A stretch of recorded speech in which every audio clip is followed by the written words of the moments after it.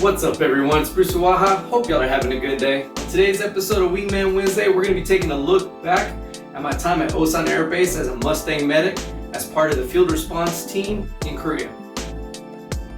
We'll be touching base on many different aspects of the Air Force exercise life, as well as concentrating on the 4AO role within the medical operations team. So if you get the opportunity to get out there and have orders to Korea, you'll be better prepared and understand your role during the exercise. But before we get started, be sure to like this video and subscribe if you like what we're doing here at Wild at Heart. Alright, let's get into it.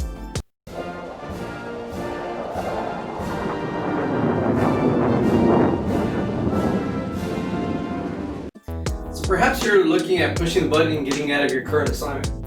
Perhaps you've always wanted to go to Korea, or perhaps you've heard that Korea is the gateway to getting your dream assignment. So what we'll be concentrating on today is the 4AO role within the exercise life, which is Korea. If you're wondering what a 4AO is, check out this video interview I did with Airman Vision where I discussed my AFSC, and our last episode where I talked about my current 4AO role in the patient movement process at TPMRC. Now the medical mission is the heart of the exercise because it's our role to ensure that we have a fit fighting force in defense of aggression and also have the fittest airmen to mount an ample defense against any aggression that we encounter. In no other place in my military career thus far have I seen the evidence where every medical role is vital and ensures the well-being, health, and fitness of our fighting forces. Every day that I went back to my dorm, I felt that I mattered. I felt that everything I did had an impact on the mission. That is the best thing about being assigned to Korea and being a Mustang medic. The camaraderie, the dedication to the mission, and the fulfillment that you achieved your mission that day. And that is the reason why often airmen read blue when they get to Korea. I was assigned to flight medicine within the 51st Aerospace Medical Squadron, Team Daebak. As one of two 4AOs assigned to the flight, my primary duties entailed handling the administrative responsibilities of the flight medicine clinic, and by default being part of the field response team, which in my opinion is by far the best team to be a part of during an exercise. The thing I love the most about being part of this flight is the ability to have your day go live any point in time. That means responding to real world events, IFVs, or exercises that are going on base. This means that this team actively goes out and responds to an airman in an aircraft, either while in flight or on the flight line, and has a medical or potentially medical emergency from an eject crash or having psychological issues while in the air.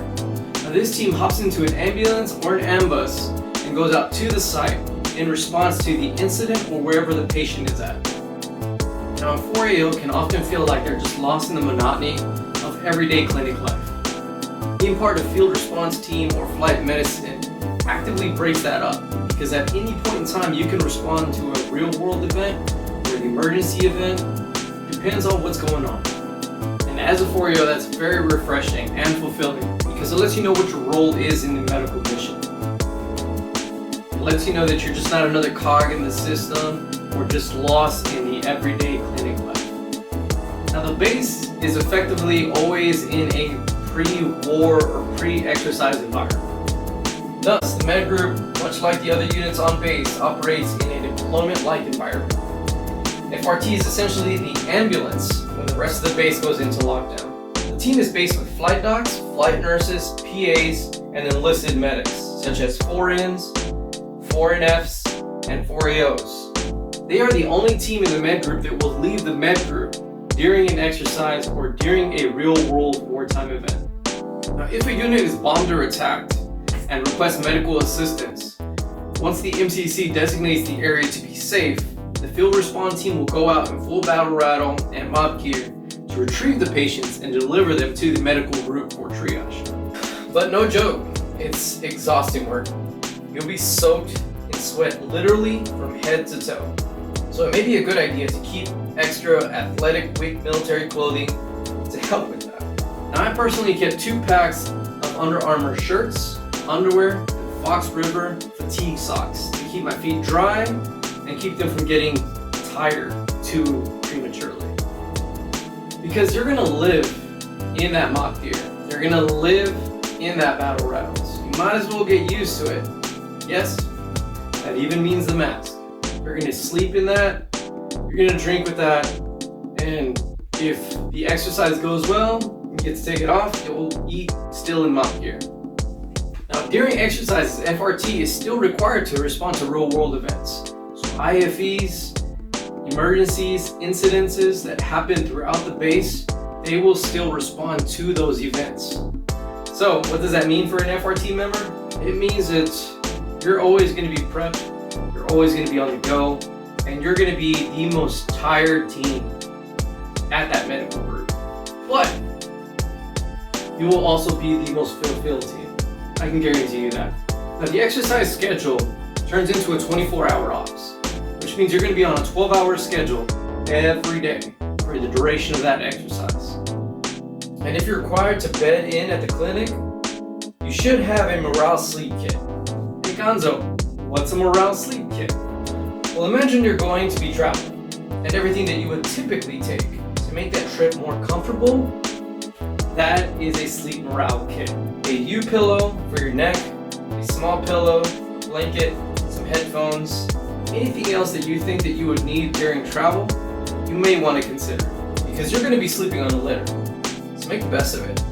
Now, it didn't bother me so much, but it was pretty funny to see how people react and how people's state of mind changes when they have to deal with a situation like that they've never had to deal with before. Because some people just aren't used to or have ever had to live life rough like that. So a good comparison would be Beast Week. Remember Beast Week? It's kind of like that. So you're going to be in that constant state of discomfort. So plan accordingly, do your best to prepare for that, and if you don't like eating MREs, you might want to prep with some canned food or something like that at the office or at home. Now, prior to arriving at OSAN Air Base, I did partake in a few 24-hour op missions, so I kind of had a good idea of what to expect. I have a few tips and tricks that will hopefully make it a little bit easier for you, make you a little bit more prepared, and be able to be in the right state of mind going into that exercise environment. Now, some of these tips may not be beneficial to everyone.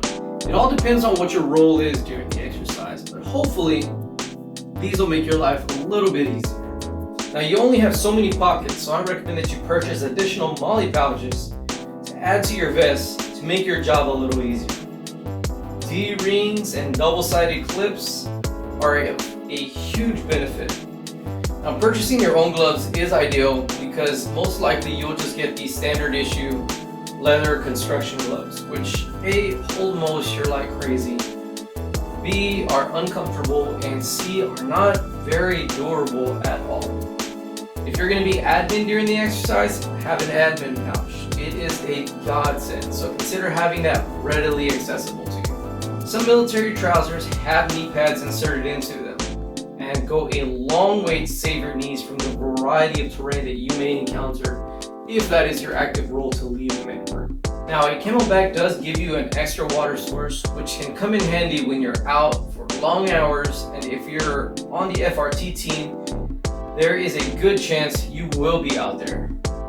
Having a camelback also provides you a greater range of motion because you're going to have a lot of gear already on you, especially around your waist.